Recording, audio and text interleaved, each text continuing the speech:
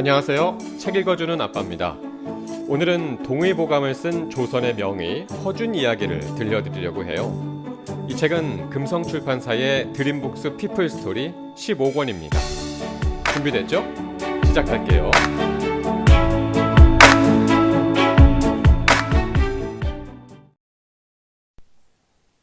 제1장 서자의 슬픔.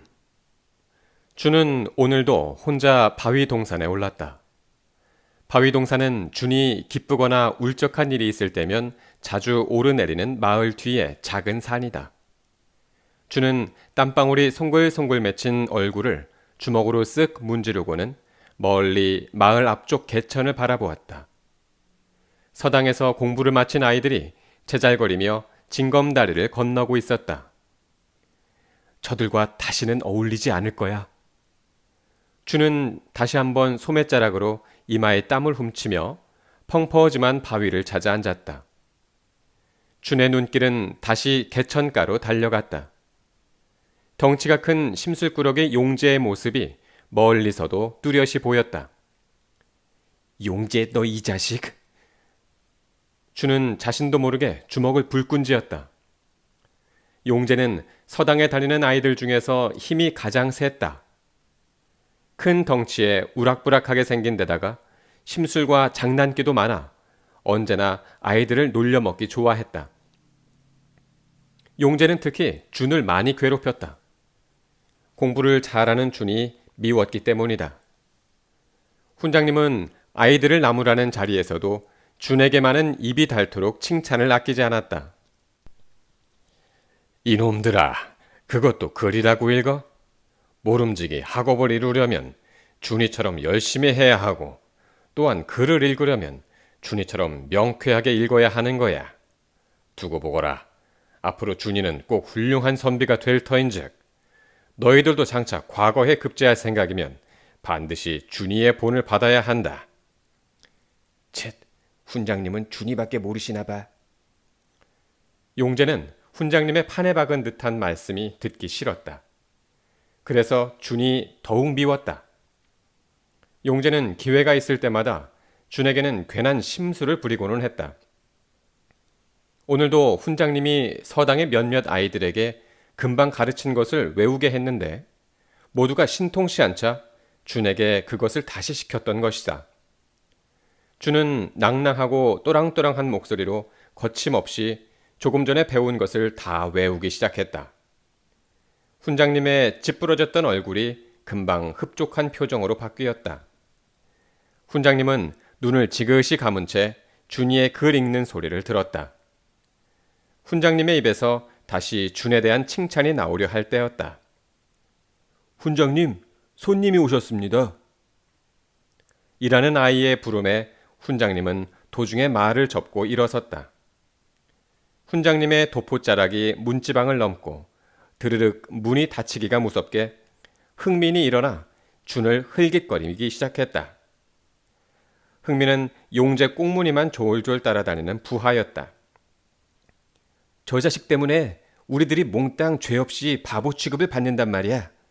저 자식이 너무 잘난 척하니까 훈장님 눈에는 우리가 모조리 바보처럼 보이는 거라고. 흥민이 준을 흘겨보며 말했다. 야, 그렇게 흥분하지 마. 준이는 앞으로 죽었다 깨어나도 과거에 급제할 일은 없을 테니까. 용재가 알 듯 모를 듯한 미소를 띠며 말을 이었다. 과거 좋아하네. 과거는 뭐 공부만 잘하면 아무나 볼 수 있는 줄 알아? 준이 저 자식은 과거를 볼 자격조차 없는 놈이라고. 뭐? 준이가 과거를 볼 수 없다고? 아이들은 모두 의아한 표정을 지으며 용재와 준을 번갈아 가면서 보았다. 쳇, 그것도 몰라? 양반집 적자가 아니면 과거를 볼 수 없어. 첩의 자식이 감히 과거라니 어림도 없는 일이야. 저놈은 바로 그 첩의 자식이란 말이야. 가만히 듣고 있던 준의 얼굴이 서서히 일그러졌다. 벌떡 일어난 준은 주먹을 꽉 쥔 채 부들부들 떨고 있었다.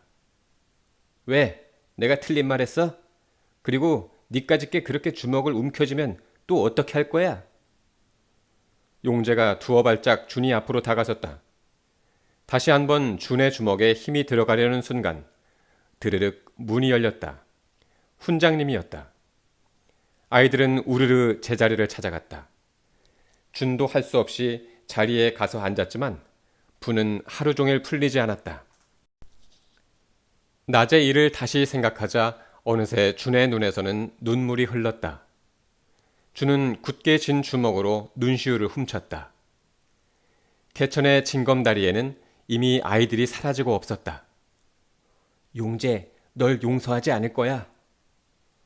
준은 입술을 깨물며 작은 주먹을 말아쥐었다.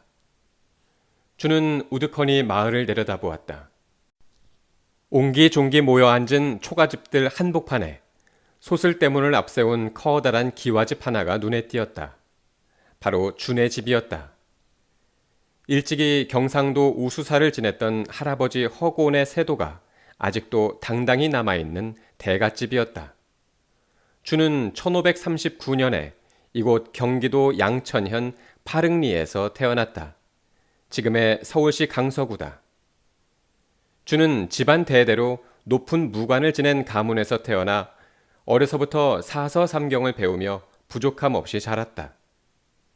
그러나 별채에서 언제나 숨을 죽이며 살아가야 하는 어머니와 서자로 태어난 자신의 처지에 대한 생각으로 늘 마음 한구석이 답답하였다. 첩의 자식. 용재의 목소리가 계속 들려오는 듯했다. 자꾸만 비웃음이 가득한 용재의 얼굴이 어른거렸다. 첩의 자식은 과거를 볼 수 없다고? 준은 눈물을 참으려고 하늘을 올려다보았다. 하늘에는 수도 없이 많은 구름대가 천천히 흘러가고 있었다. 자신도 저 조각구름처럼 어디론가 멀리 떠나버리고 싶었다. 준의 눈길은 다시 마을의 솔밭 옆에 덩그러니 서 있는 작은 집으로 옮겨갔다. 바로 상여집이었다. 그곳에는 비가 오는 밤이면 도깨비가 나와서 덩실덩실 춤을 춘다고 소문이 나 있었다. 그래서 아이들은 누구나 다 그 집 근처를 가길 꺼려 했다. 며칠 전에는 그 집 안에 있는 상여를 타고 이웃집 자효의 아버지가 멀리 저 세상으로 떠났다. 자효 아버지는 겨우 30살이 넘은 젊은 사람이었다. 그는 폐병이 심해져서 피를 토하며 아이들을 두고 그만 세상을 뜨고 만 것이다. 자효 아버지가 상여꾼들의 상여소리에 묻혀 마을을 떠나던 날, 자효의 할머니와 어머니는 물론 동네 아낙네들도 모두 목 놓아 울었다. 어린 나이에 상복을 입고 상여를 따르는 자효도 가여웠다. 준이도 어른들 틈에서 눈물이 그렁그렁한 자효를 보며 자꾸 코끝이 메웠다. 쳇, 나는 아버지를 잃은 자효보다 나을 게 없어. 준은 가슴이 쓰렸다. 어느덧 해가 서산으로 숨어들고 붉은 노을이 준의 흰 저고리에 물들었다. 그날 밤 준은 어머니에게 자효 아버지는 죽어서 어디로 가느냐고 여쭈어 보았다. 하늘나라로 갔겠지. 인심 좋기로 소문이 났으니 분명 좋은 세상으로 갔겠지. 그렇고 말고. 그렇게 말하면서 어머니는 크게 한숨을 쉬었다. 준이도 어머니를 따라 훅 하고 한숨을 토해냈다. 하늘나라, 좋은 나라. 준은 오래도록 하늘나라를 그려보았다. 어머니, 그러면 하늘나라에는 적자, 서자의 차별도 없나요? 준의 물음에 갑자기 어머니의 얼굴이 무섭게 변했다. 순간 준은 덜컥 겁이 났다. 그러나 그것도 잠시뿐이었다. 어느새 어머니의 얼굴은 슬픔에 가득 차더니 끝내 눈시울을 붉히는 것이었다. 준은 자신이 괜한 질문을 해서 어머니의 마음을 아프게 한 것 같아 무척 후회가 되었다. 준의 머릿속에는 오래도록 자효 아버지의 죽음에 대한 생각이 꼬리에 꼬리를 물었다. 사람은 왜 병들고 죽는 것일까? 사람은 영원히 죽지 않고 살 수는 없는 것일까? 병을 단숨에 고치는 방법은 왜 없을까?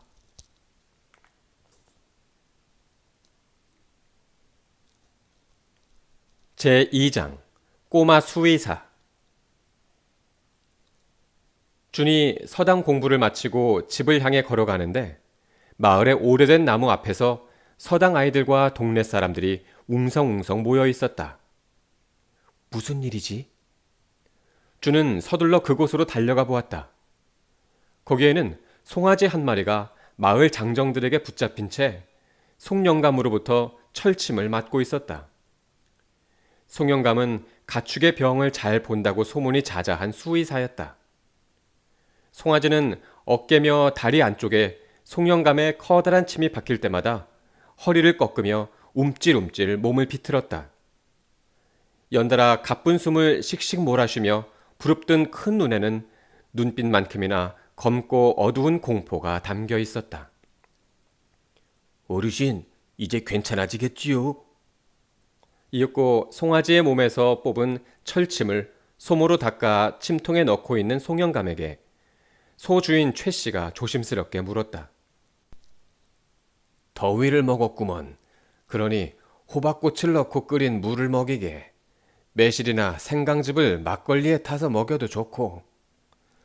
송영감은 정작 최 씨는 보지도 않은 채 지나가는 말투로 주적거렸다. 아, 어르신, 그러면 이제 곧 소가 풀을 먹을 수 있겠습니까? 곰보 최 씨가 송영감에게 다가서며 간절한 눈빛으로 다시 물었다. 닷새쯤 후 다시 올 테니 그때까지 좀 더 두고 보자고. 절대로 뙤약볕에 소를 세워두지 말게. 이렇게 말하고 송영감은 아랫마을에 약속이 있다며 총총히 사라졌다. 이어서 장정들과 아이들도 곧 흩어졌다. 안쓰러운 시선으로 송아지를 이리저리 뜯어보던 최 씨마저 사라지자 나무 밑에는 송아지와 준만 남았다. 송아지는 아직도 아까 맞은 침 때문인지 사람을 경계하는 눈빛으로 준을 보면서 큰 눈만 끔뻑이고 있었다. 그러면서 이따금 도리질을 해대며 캑캑 트림을 하곤 했다. 송아지는 목을 비틀며 입으로 툴툴거렸다. 여물에 입을 대어 보다가는 또 내키지 않은 듯 목을 좌우로 흔들었다. 오랫동안 송아지를 지켜보던 주는 송아지의 입속을 한번 들여다보고 싶어졌다. 그때 송아지가 걱정이 되었던 최 씨가 다시 나타났다. 최 씨는 송아지를 보다 말고 의아한 눈으로 준을 바라보았다. 도련님은 왜 아직도 집에 가지 않았수? 근심이 가득 찬 최 씨의 얼굴은 오늘따라 마마 자국이 더 깊어 보였다. 저 아저씨... 준은 몇 번이나 망설이다가 입을 열었다. 아저씨, 제 생각에는 아무래도 송아지의 입속에 무엇인가 들어있는 것 같아요. 한번 송아지의 입속을 들여다보면 어떨까요? 최 씨는 맹랑한 어린아이의 말이라 여겨 귀담아 듣지 않았다. 준은 다시 한번 말했다. 아저씨, 저 봐요. 송아지가 자꾸 토할 것처럼 목을 주걱거리고 있잖아요. 그래? 도련님 말씀도 일리가 있는데? 최 씨는 소를 한참 들여다보더니 허탕치는 셈치고 다시 장정들을 불러왔다. 최 씨와 세 사람의 장정은 다시 송아지의 목덜미와 머릿결을 부둥켜 안은 채 입을 벌리기 시작했다. 그러나 송아지의 거센 저항에 부딪혀 몇 번이나 실패를 거듭했다. 한참을 최 씨와 장정들이 송아지의 콧뚜레를 잡고 씨름하다가 갑자기 최 씨가 소리를 질렀다. 아, 저기 정말 뭔가가 있다. 최 씨는 송아지의 입에 손을 넣었다. 송아지가 아프다고 몸부림을 치는 바람에 송아지에 매달려 있던 네 사람은 한꺼번에 땅에 나동그라졌다. 이거야, 바로 이것 때문이었어. 최 씨는 넘어지는 바람에 다친 팔뚝을 들어 올리며 마치 개선장군처럼 소리쳤다. 최 씨의 피 묻은 손에 잡혀 나온 것은 놀랍게도 손가락 길이만한 대나무 꼬챙이였다. 더위를 먹은 게 아니라 바로 이것 때문이었어. 최 씨는 마마 자국이 가득한 얼굴로 환하게 웃으며 말했다. 송아지는 풀을 뜯어 먹다가 그만 대꼬챙이를 삼켰고 그것이 목에 걸렸던 것이다. 다음 날 마을에는 수의사 송영감이 고치지 못한 송아지의 병을 준이가 고쳤다는 소문이 파다하게 퍼졌다. 그런 일이 있은 후 마을 사람들은 가축에게 병이라도 생기면 준에게 찾아와 꼬마 수의사라면서 치료법을 물어오곤 했다. 준은 그때마다 난처해서 거세게 손사래를 쳤다. 그러던 어느 날 준은 아버지 허론의 부름을 받았다. 세배나 문안 인사를 위해 새해나 명절에만 아버지를 뵐 수 있었던 준에게 그것은 정말 뜻밖의 일이었다. 그분께서 무엇 때문에 나를 부르실까? 준은 자꾸만 설레는 가슴과 동시에 무거워지는 마음을 달래며 사랑채로 갔다. 준은 아버지가 계시는 방문 앞에서 다시 한번 심호흡을 하여 마음을 진정시켰다. 그때 큰어머니 손씨가 문을 열고 나왔다. 준은 얼른 허리를 굽혀 예의를 갖췄다. 그러나 준이 고개를 들었을 때 큰어머니는 어느새 저만큼 등을 보이며 안채로 돌아서고 있었다. 큰어머니의 뒷모습에서 풍기는 싸늘함에서 까닭 모를 불안을 느끼며 준은 한 차례 마른 침을 삼켰다. 그리고 준은 무겁게 입을 열었다. 소인 어르신께 문안 드리옵니다. 준은 서자이기 때문에 적자처럼 자신을 소자라 말하지 못했다. 자신을 소인이라 낮추고 아버지를 어르신이라 불러야 했다. 준은 자신의 처지에 새삼 소태 같은 서름이 복받쳤다. 그러나 준은 이내 자신의 감정을 자제했다. 이윽고 땅땅 담뱃대로 노재떨이를 두드리는 소리가 들렸다. 들어오너라. 준은 방 안으로 들어가 감히 머리도 들지 못하고 허리를 굽혀 절을 했다. 그러면서도 마음속으로는 끊임없이 아버지의 부드러운 목소리를 기대했다. 그러나 조금 전 냉랭하던 큰어머니의 뒷모습이 생각나 다시 마음이 조마조마해졌다. 너 이놈, 도대체 요즘 행동을 얼마나 가벼이 하고 다녔기에 온통 고을이 시끄럽도록 소문이 자자하단 말이냐. 아무리 서자라 해도 가문의 채통을 지켜야 할 의무가 있는 법이거늘 가축들이나 괴롭혀 세상의 웃음거리가 되다니. 이후 다시는 그런 일이 없도록 내 말을 각별히 명심하고 모든 행동 거지를 바르게 하도록 해라.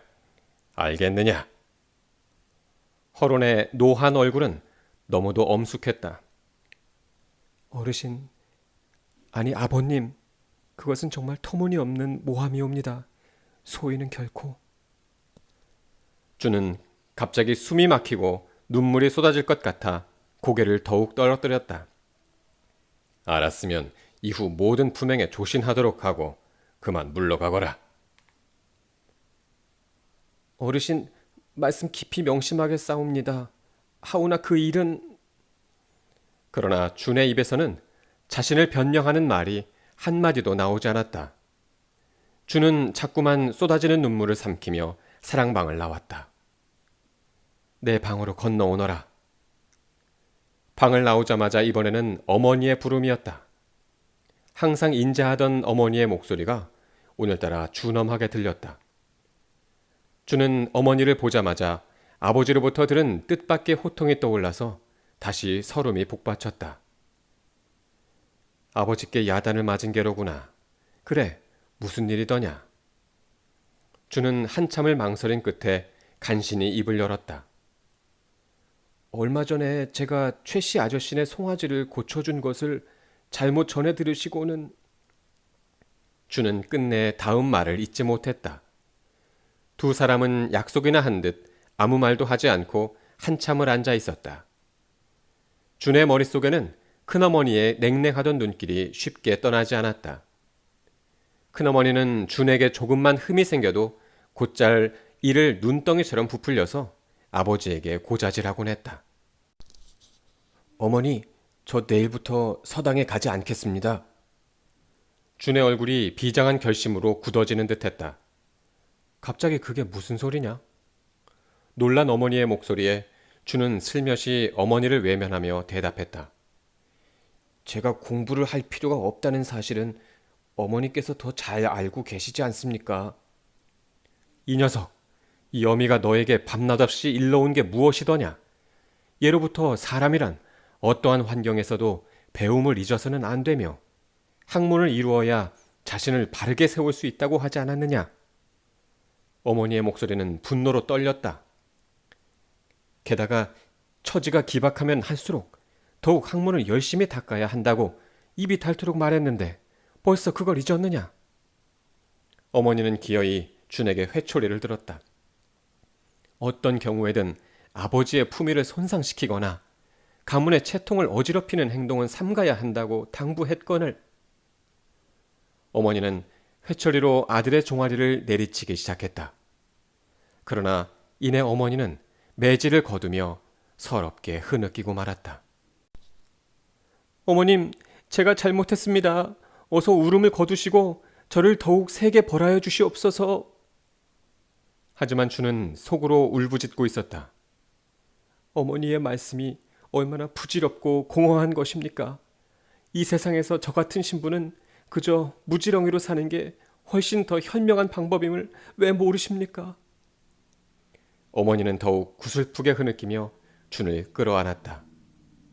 마침내 두 모자는 서로 부둥켜 안은 채 오래도록 흐느낌을 멈추지 못했다.